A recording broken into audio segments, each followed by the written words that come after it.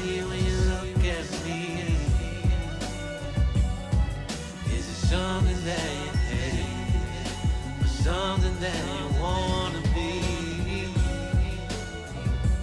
Help me understand how you can be so mad. What's going on? What's going on? This is your brother Basheer Jones, and I hope and pray all is well. And welcome to my new show, BasheerSpeaks. I am so excited to connect with Connect HQ and all these amazing people to make sure that this happens. You know, in life, man, things never happen in the way that you expect them to, but they always happen the way that they're supposed to. And this podcast was something that I've been wanting to do for a long time. So I reached out to my guy Watts and Stephanie and Marcelo and all these amazing people and said, hey, I want to do a show. I think that my voice is something that people still want to hear. And I hope that that's the case. I want you to join me on this journey of Basheer Speaks the podcast.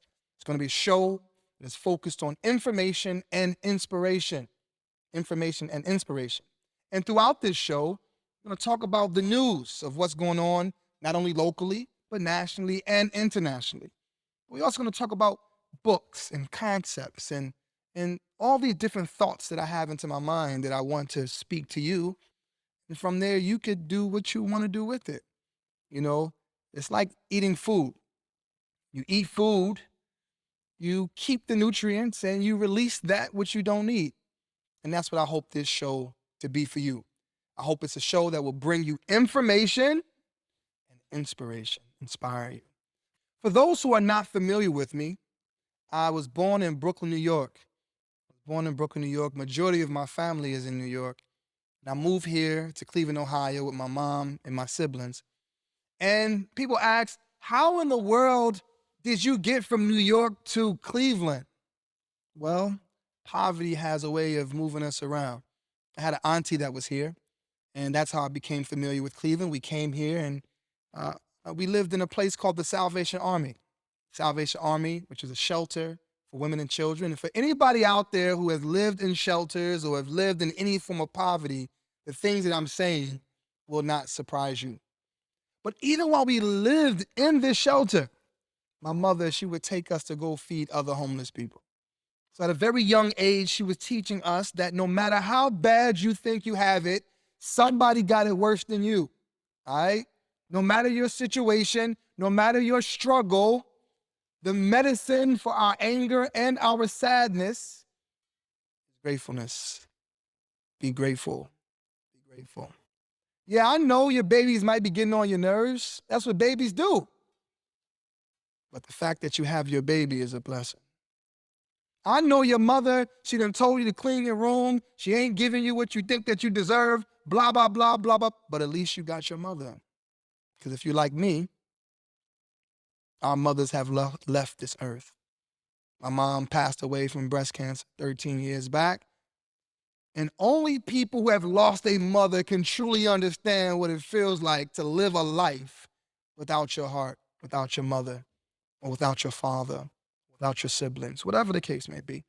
So this show is not just a show to talk about what's going on outside, but it's a show for us to tap into what's going on inside. What's going on inside of you? Are you connected? You know, I think about it sometimes as I'm traveling through my life and my journey, because we all got a journey. Everybody got a journey. We all going through, you know what I'm saying, our places and spaces in life. And I recognize that the journey is more important than whatever destination you think you're trying to get to. No, as the moment that you climb one mountain, you already thinking about the next mountain you're trying to climb. That is the condition of the human being. The condition of the human being is that we are never grateful. Always looking what's next. Now, with some blessings in that, because we're always trying to elevate, right? But the problem with it, if we're not careful, is that we can be ungrateful for the blessings of God. So the way this show is going to go is I'm going to always begin the show with a book. And today's book is called Radical Love. Radical Love. Check that out. My good friend, he wrote this book. This was actually my professor. I have my master's in theology, my bachelor's from Morehouse College in African Studies. But my professor, Professor Safi, he wrote something called The Radical Love. And I'm going to read you something from it. This is called Each of Us Has a Jesus Inside. Now, I know for those who are tuned in, for some reason, Basheer, you Muslim, what you talking about Jesus for? Like nobody can talk about Jesus but Christians. No, Jesus had an impact on the entire world. Matter of fact, you can't even be Muslim unless you believe in Jesus. Unfortunately, we live in a society where when you're the part of the majority, it doesn't give you any inclination to learn about the minority. But when you are a part of the minority, it forces you to learn about the majority. For example, if you are Muslim or Jewish, or not Jewish, but practice Judaism or Hindu or Buddhist, 9 times out of 10, you've read the Bible before. But if you're a Christian, you probably have not read the Quran or read any of the books from other people, but you should. I mean, listen, you can learn from a Dr. Seuss book.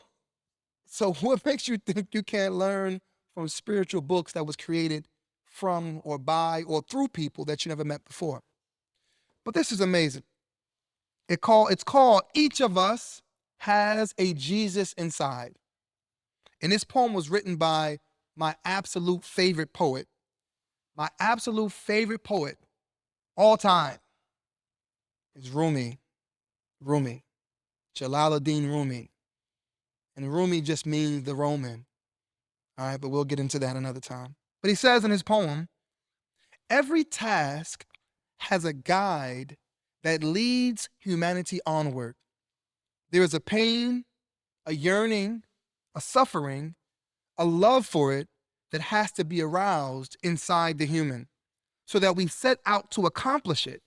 Without this longing pain for it, no task is accomplished, whether it is regarding the world, the next world, trade, imperial rule, knowledge, stars, or whatever else. Until the birth pangs showed up inside Mary, she didn't aim for the blessed tree that's mentioned in the Quranic verse. The birth pangs drove her to cling to the trunk of the palm tree. It was that pain and yearning that led Mary to the tree. A barren tree became filled with fruit. Our body is like Mary, and each of us has a Jesus inside. If a pain and yearning shows up inside of us, the Jesus of our soul is born. If there is no pain, no yearning, the Jesus of our soul will return to its origin from the same secret passageway that he came from.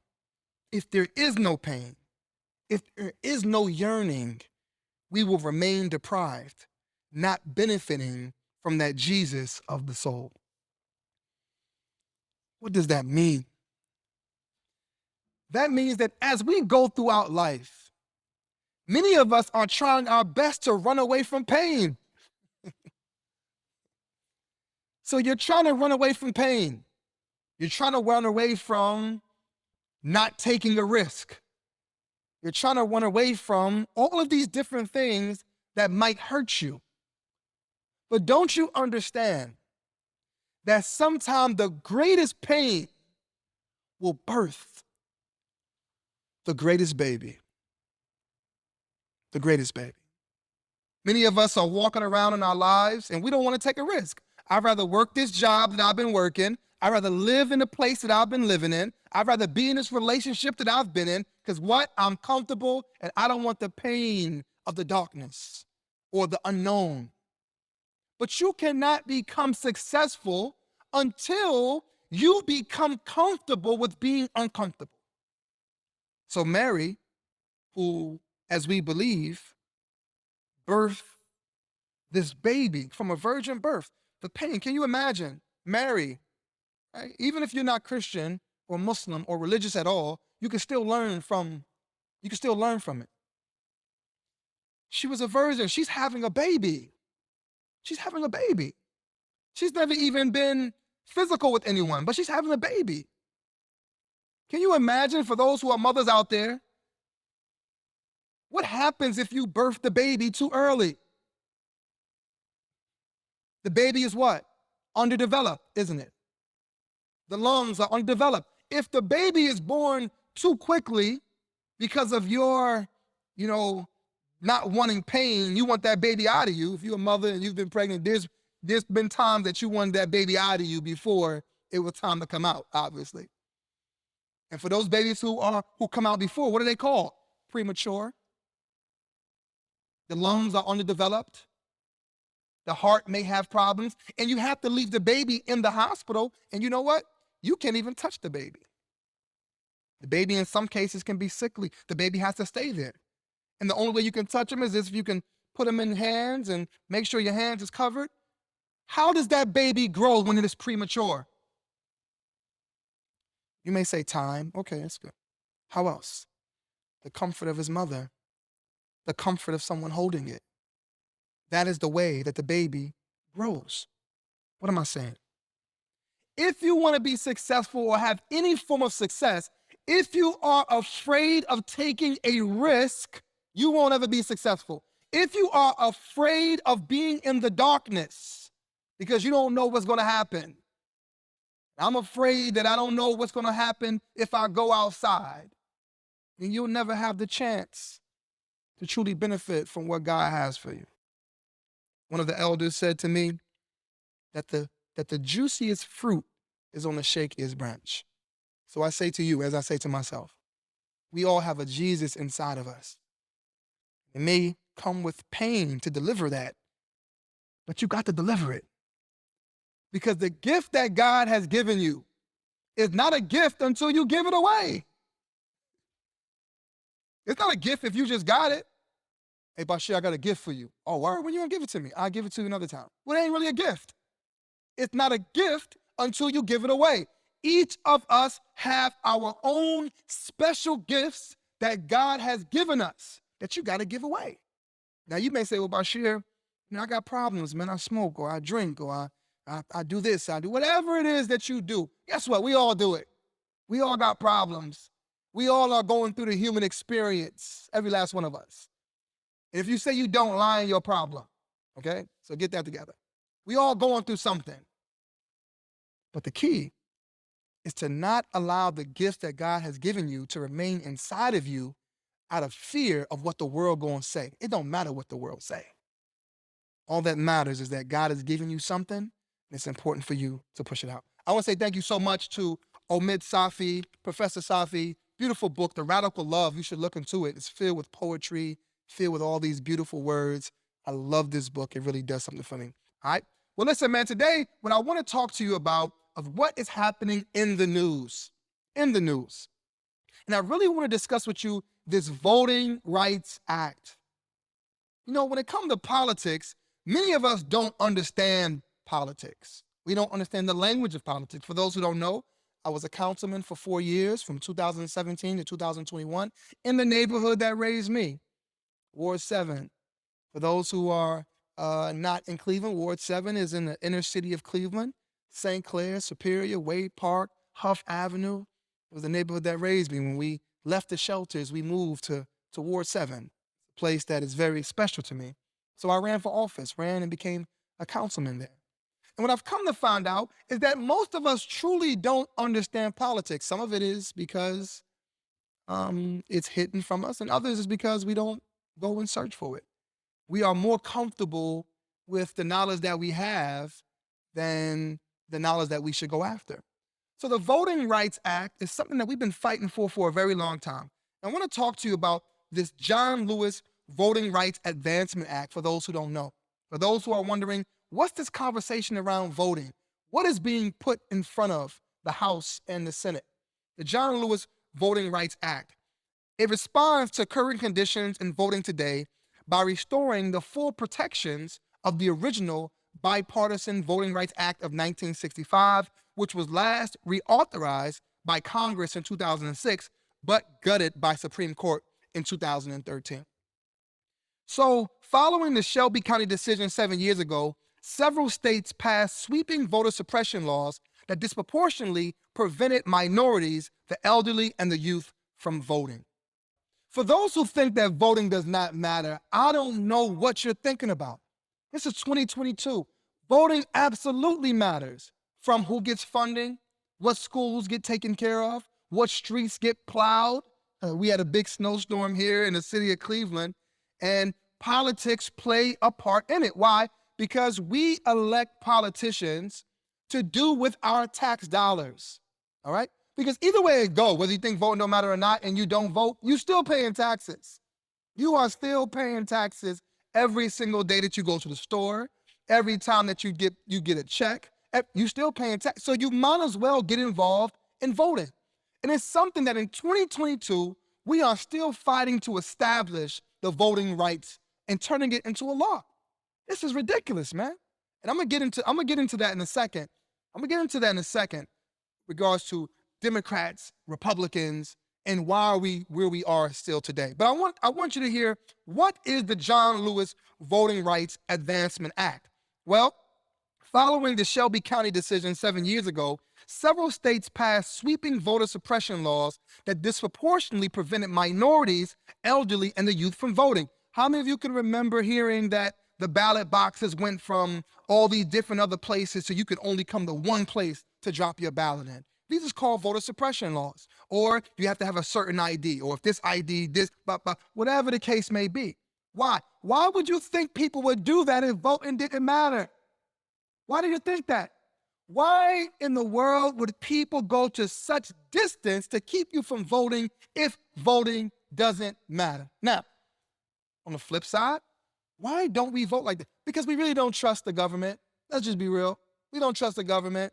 We don't believe that the government has done anything for us. And you have some credibility in what you are saying, but no system will ever do anything for you. You have to make it do it for you. All right? Frederick Douglass said something very powerful. He said that the body will always remain enslaved as long as the mind is enslaved.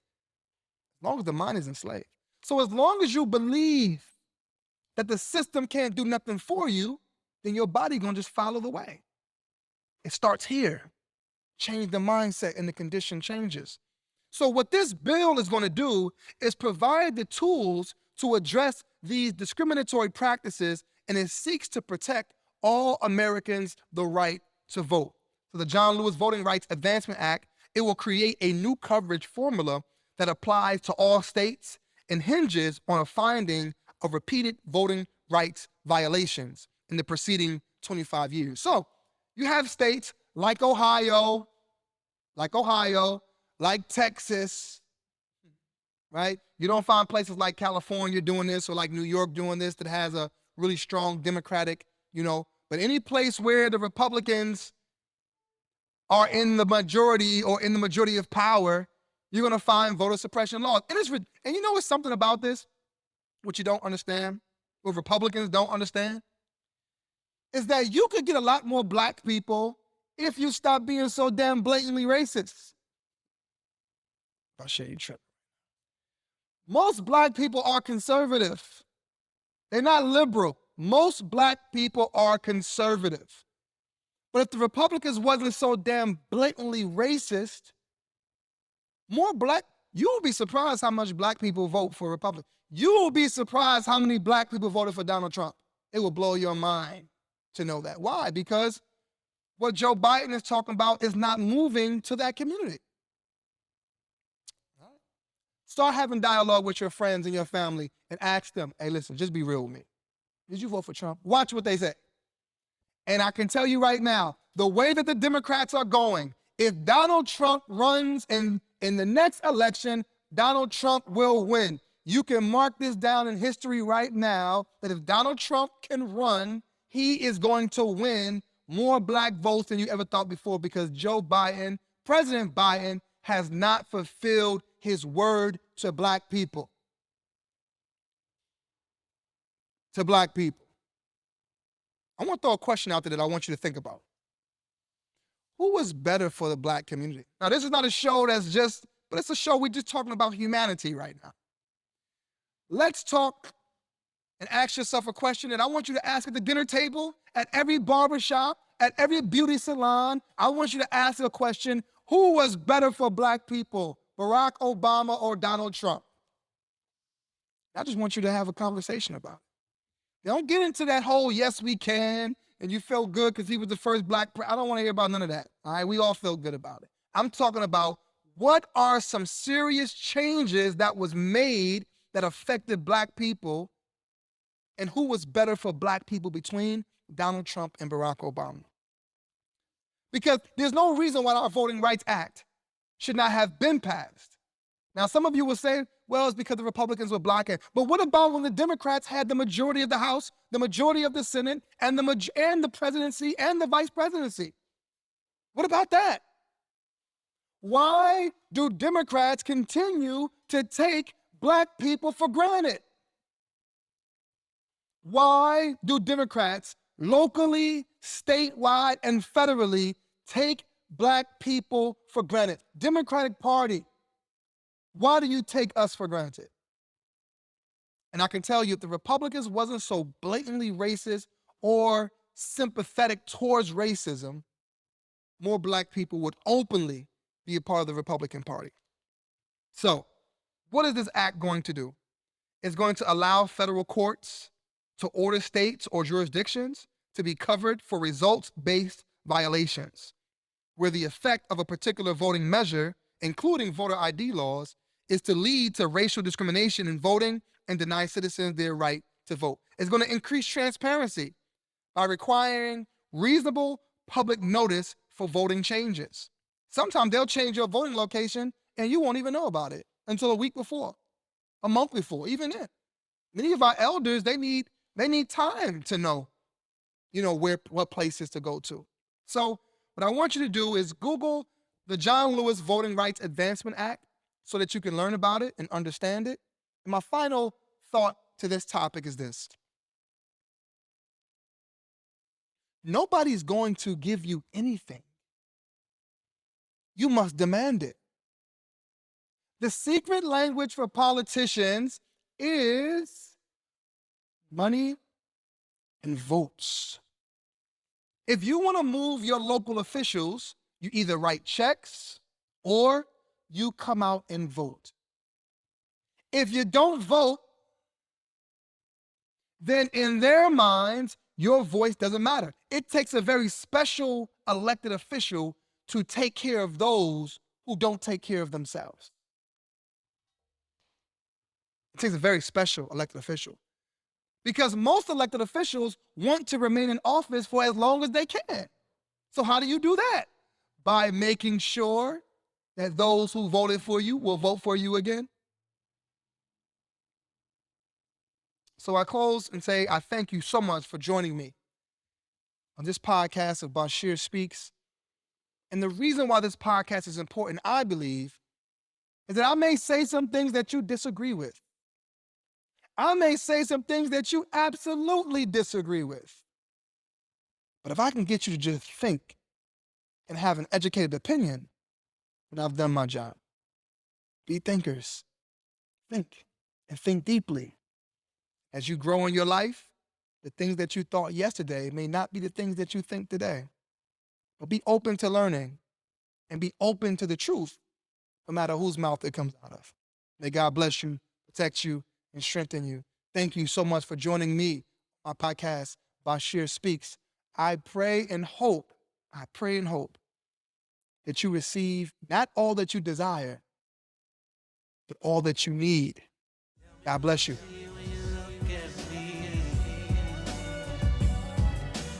Something that you hate, something that you wanna be. Help me understand how you can be so mad.